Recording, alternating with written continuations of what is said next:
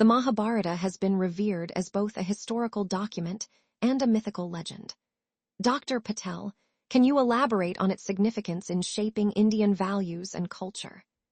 Certainly, the Mahabharata, believed to be written during the Vedic period, is a cornerstone of Indian cultural heritage. It encapsulates dharma, or righteous duty, through the narrative of the Pandavas and Kauravas.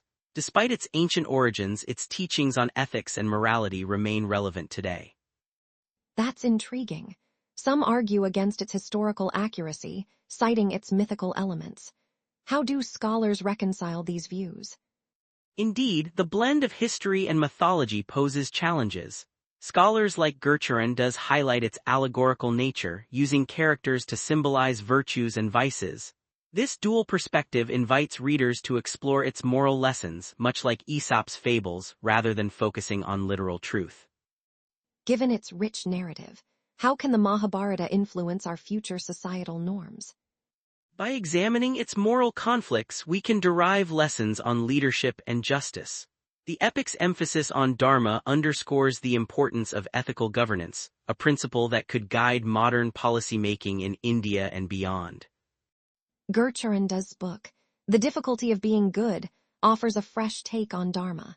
What are the core insights of his interpretation? Redefines dharma as more than just a religious or moral code. He delves into its complexity, emphasizing its role in human behavior. For instance, he critiques modern India's moral blindness, drawing parallels with the Mahabharata's ethical dilemmas. Mentions that prosperity in India has not been matched by goodness. Can you provide an example that illustrates this point? A stark example is the rise in political corruption, with statistics showing that many elected officials face criminal charges. This mirrors the Mahabharata's themes of power and moral decay, as seen in characters like Duryodhana. Some critics argue that Du's view is too pessimistic. How does he address this critique?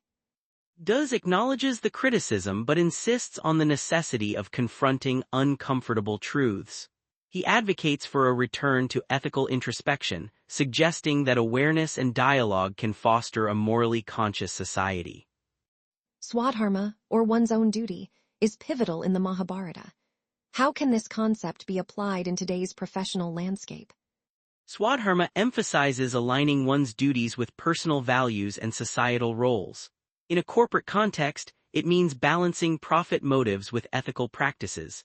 Consider a CEO who prioritizes environmental sustainability as part of their corporate swadharma, setting a precedent for responsible business.